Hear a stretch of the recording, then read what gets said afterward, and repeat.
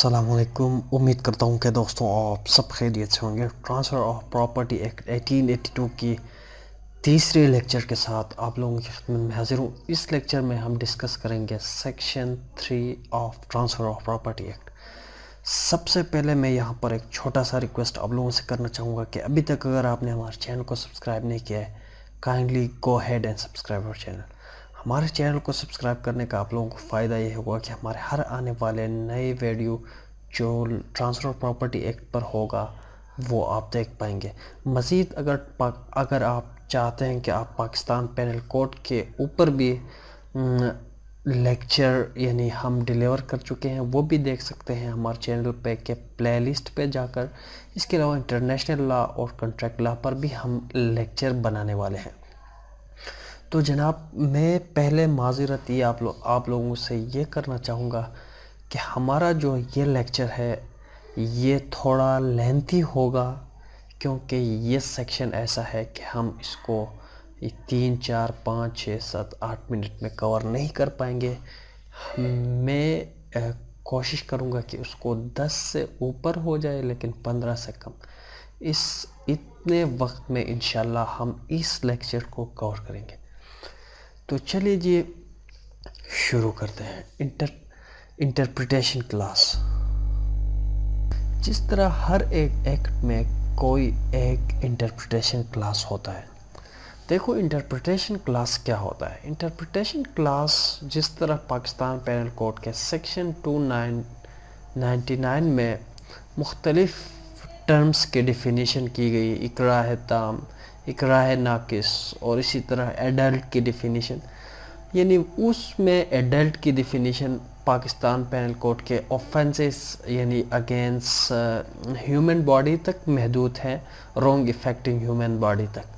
तो इसके अलावा जो है यहाँ पे एडल्ट है, माइनर, उसकी डिफिनीशन जो है उस यानी चैप्टर तक महदूद है।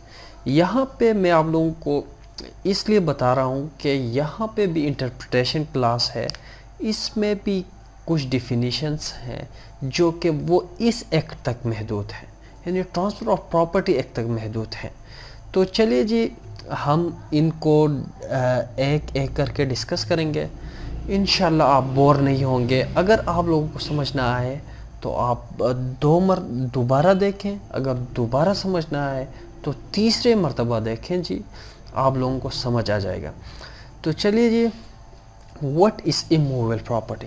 According to transfer of property act 1882 जो है, इमूवेबल प्रॉपर्टी की डिफिनीशन तो नहीं की गई है, लेकिन यानी इशारा दिया है, यानी कुछ इशारा दिया है। इन इशारों के बुनियाद पर हम उसको यानी वजाहत करेंगे इमूवेबल प्रॉपर्टी इस एक्ट में यानी किस चीज़ को कहते हैं। यहाँ इशारा किस तरह दिया है? इशारा इस तरह दिया है कि इमूवेबल प्रॉपर्टी में हर वो चीज़ शामिल है सिवाय इनके, नंबर 1 फसल को, यानी कोई भी फसल वो इमूवेबल प्रॉपर्टी नहीं है। कोई भी इमारती लकड़ी वो इमूवेबल प्रॉपर्टी नहीं है। इसके अलावा यहाँ पे कहा गया है कि घास, कोई घास है वो इमूवेबल प्रॉपर्टी नहीं है। यानी इसके अलावा जो भी चीज़ें हैं वो इमूवेबल प्रॉपर्टी में आते हैं। फॉर एग्ज़ाम्पल मैं आप लोगों को शॉर्टेस्ट डेफिनेशन यहाँ पे आप लोगों को बताऊँगा। यानी इमूवेबल प्रॉपर्टी हर वो चीज़ जो ज़मीन से यानी जड़ रखती है, यानी ज़मीन के अंदर वो दब गई है, यानी आप उसको यानी ज़मीन से आसानी से हटा नहीं सकते। जब तक वो चीज़ ज़मीन के साथ यानी अटैच्ड है, उस वक्त तक वो इमूवेबल प्रॉपर्टी है। जब आप एक चीज़ को यानी उस ज़मीन से निकालते हैं तो उस वक्त वो बन जाती है मूवेबल प्रॉपर्टी। यानी फॉर एग्ज़ाम्पल एक दरख्त है, दरख्त ज़मीन के साथ अटैच्ड है, उसकी जड़ वहाँ मज़बूत है। जब आप उस दरख्त को वहाँ से काट देते हैं, हटा देते हैं, تو وہ اموویبل پراپرٹی وہ موویبل پراپرٹی بن جاتی ہے.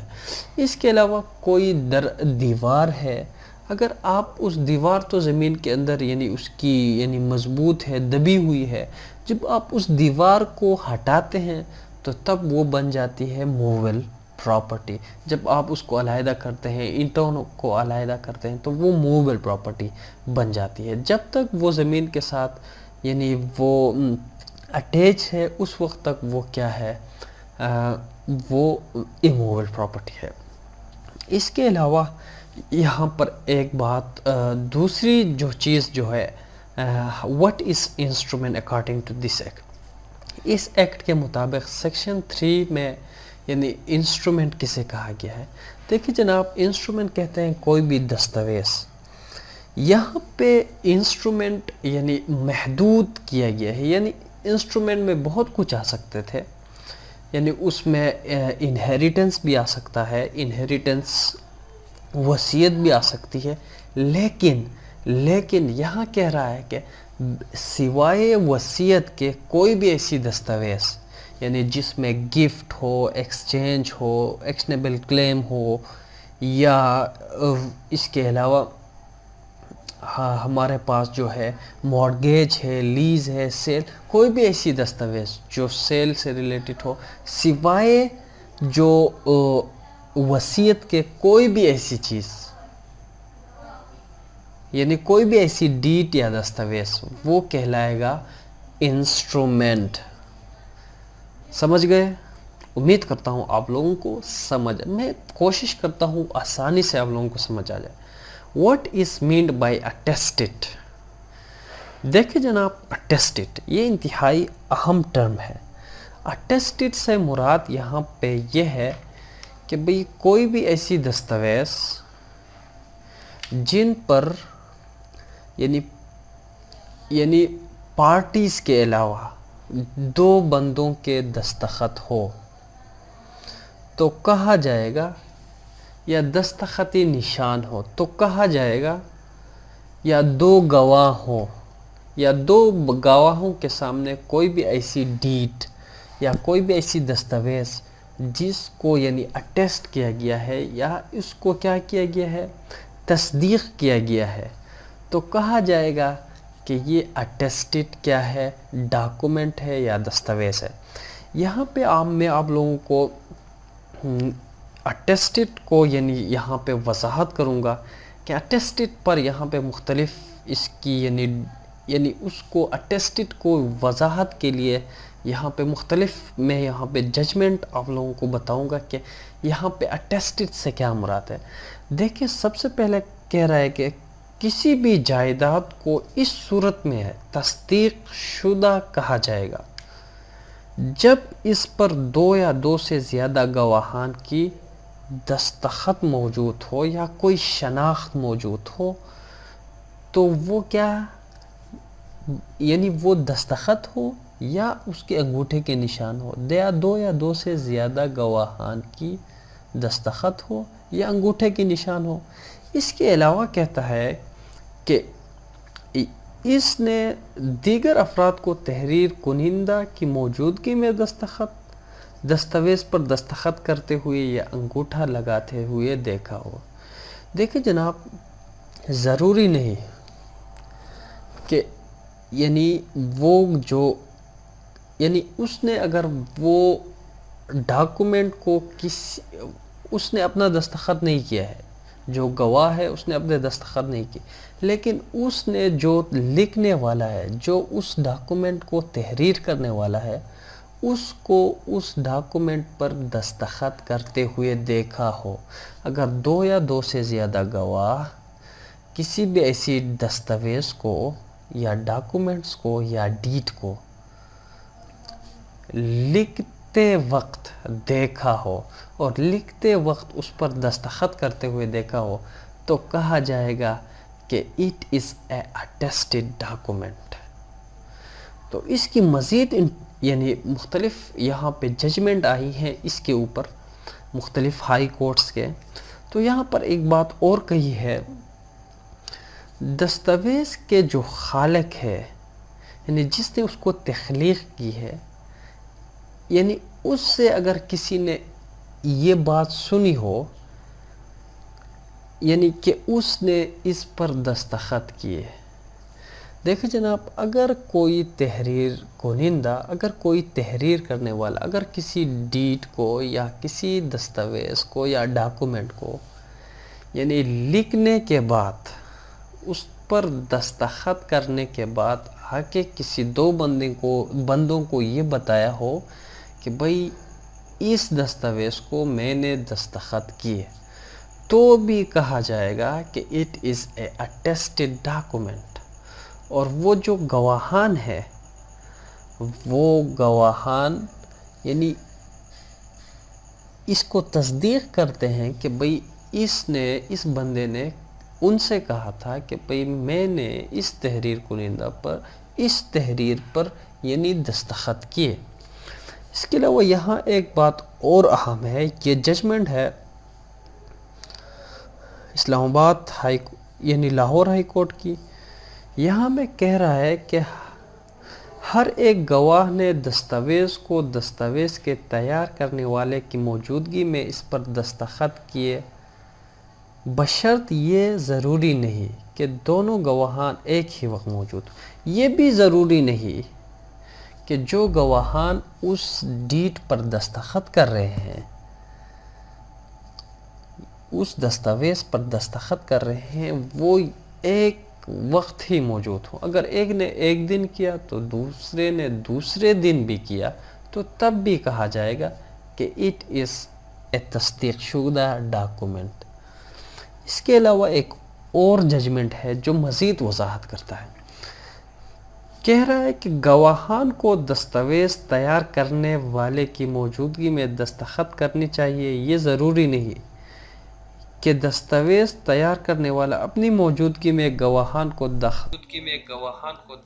دستخط کرتے ہوئے دیکھے. گواہان کو دستاویز تیار کرنے والے کی موجودگی میں دستخط کرنی چاہیے، یہ ضروری نہیں. یعنی یہ ضروری نہیں کہ اس ڈاکومنٹ کو کس نے تحریر کیا، بلکہ یہ ضروری ہے کہ دستاویز تحریر کرنے والا اپنی موجودگی میں گواہان کو دستخط کرتے ہوئے دیکھے. دیکھو جناب، میں نے اس کو بہت سمپل کی، امید کرتا ہوں کہ آپ لوگوں کو سمجھ آ گیا ہے. اس کے علاوہ ایک اور پوائنٹ ہے، یہ بھی کراچی ہائی کورٹ کی ججمنٹ ہے. تصدیق شدہ گواہ وہ ہے جو دستاویز پر بطور گواہ دستخط کرتا ہے. تصدیق شدہ گواہ وہ ہے جو دستاویز پر بطور گواہ دستخط کرتا ہے، جبکہ ایسا شخص جس نے دستاویز کو تحریر ہوتے ہوئے دیکھا ہو لیکن اس پر دستخط نہیں کیے، وہ محض گواہ ہے اور تصدیق کا گواہ نہ ہوگا. دیکھو جناب، اگر کسی نے تصدیق شدہ یعنی وہ دستاویز کو بطور گواہ کے دستخط کرتا ہے، ایسا شخص جس نے دستاویز کو تحریر ہوتے ہوئے دیکھا ہو لیکن اس پر دستخط نہیں کیے، تو وہ محض گواہ ہوگا لیکن تصدیق کا گواہ نہ ہوگا. جس نے تحریر ہوتے ہوئے دیکھا ہو تو وہ محض گواہ ہے، اگر جس نے یعنی تصدیق یعنی دستخط کیے ہیں تو وہ تصدیق شدہ گواہ ہوگا. تو جناب ایک اور ججمنٹ ہے، دستاویز کا تحریر کنندہ جس نے دستاویز پر بطور گواہ دستخط نہ کیے اسے تصدیقی گواہ نہیں کہا جائے گا.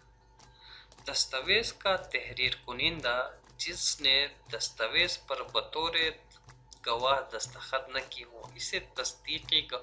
دیکھو جناب، اگر کسی نے میرے پاس کوئی ڈاکومنٹ لائے یعنی لکھنے کے لیے کہ بھئی یہ چیز لکھو، اس میں نے لکھ دیا لیکن میں گواہ نہیں ہوں کیونکہ میں نے اس کو اٹیسٹ ہوتے ہوئے نہیں دیکھا ہے.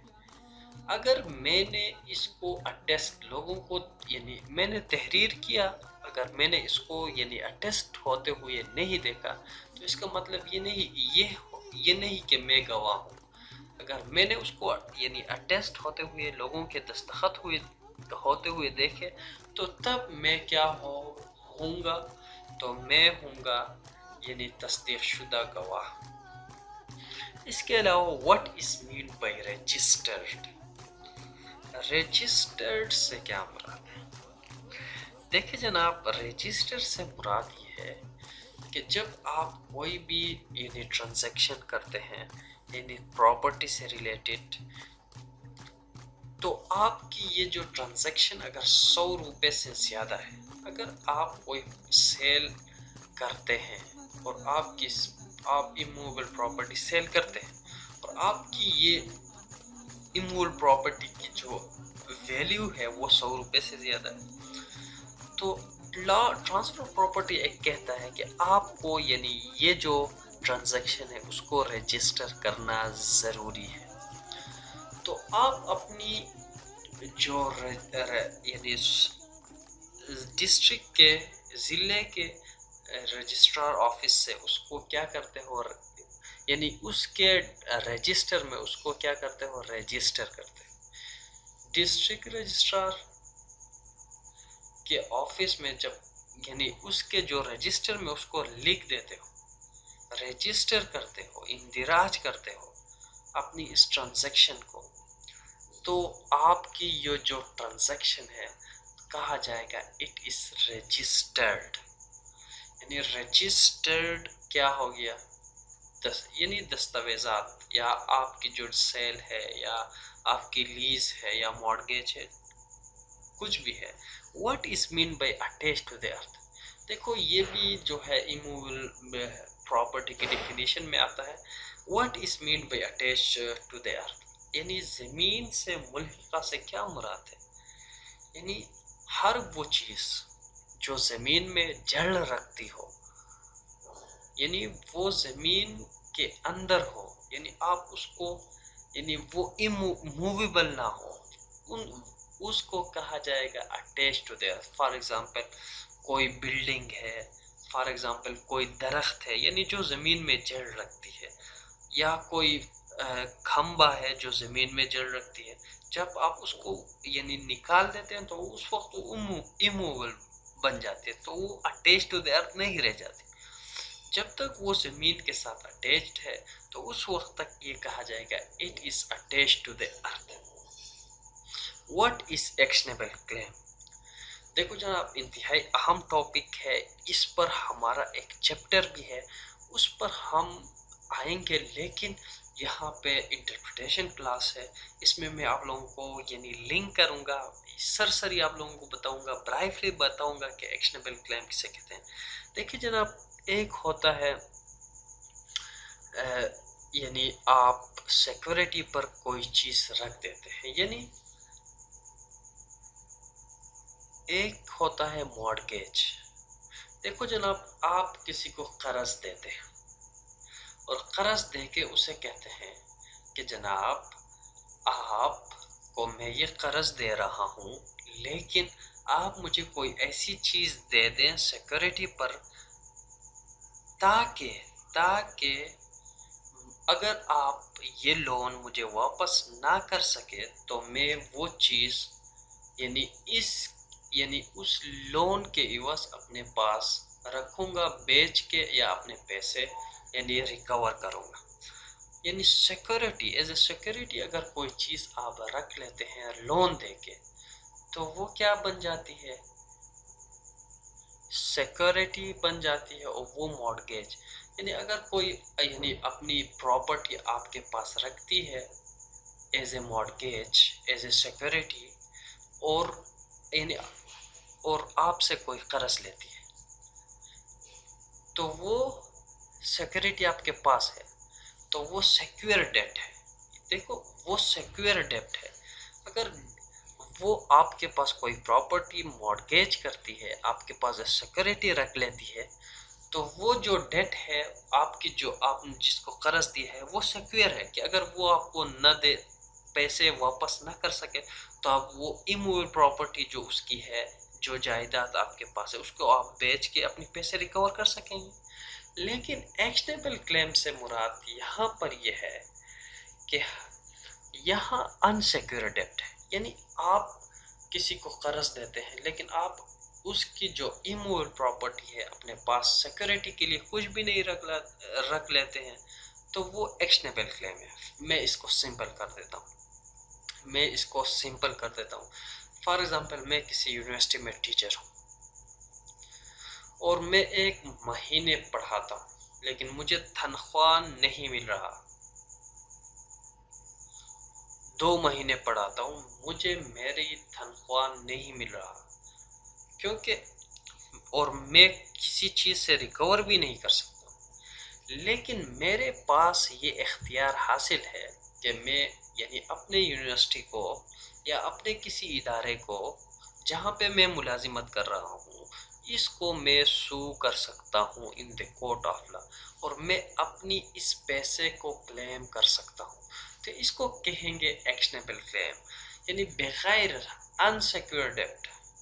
فار ایگزامپل جس طرح میں نے آپ لوگوں کو بتایا کہ جناب میں نے آپ کو قرض دیا لیکن میں نے کوئی سیکورٹی نہیں رکھی، پھر بھی میں آپ کو یعنی سو کر سکتا ہوں یعنی اس پیسے کو ریکور کرنے کے لیے۔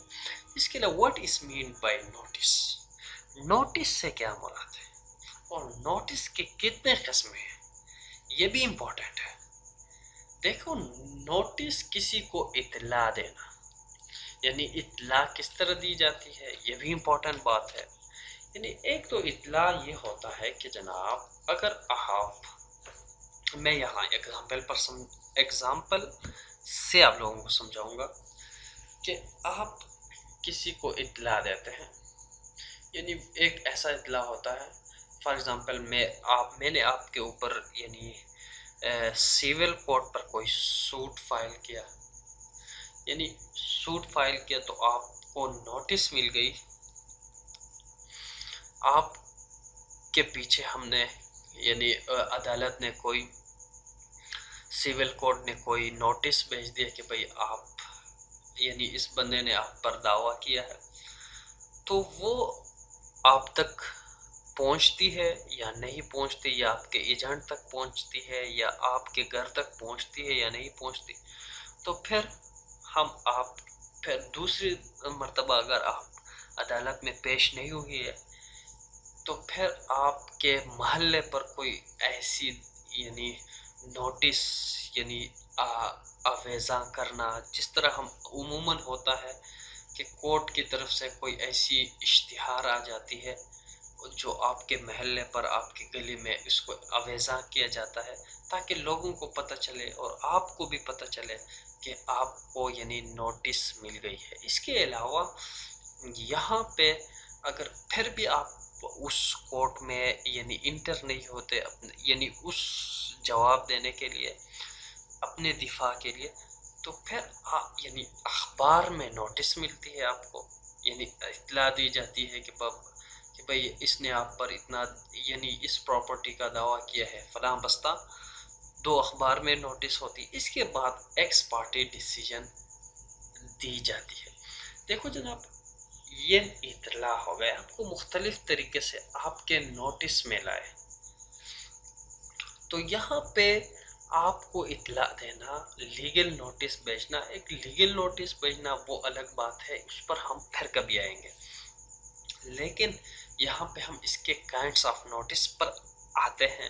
کائنڈس آف نوٹس میں ایک ایکسپریس نوٹس ہے، جس طرح میں نے آپ لوگوں کو بتایا کہ بھئی آپ کو بھی پتہ ہوتا ہے لیکن یعنی پورے محلے کو پتہ ہوتا ہے، یعنی پوری دنیا جانتی ہے کہ بھئی آپ کو اطلاع ملی ہے، وہ نوٹس ہوتا ہے۔ اس کے بعد ایکسپریس نوٹس، جس طرح میں نے آپ لوگوں کو بتایا کنسٹرکٹیو نوٹس۔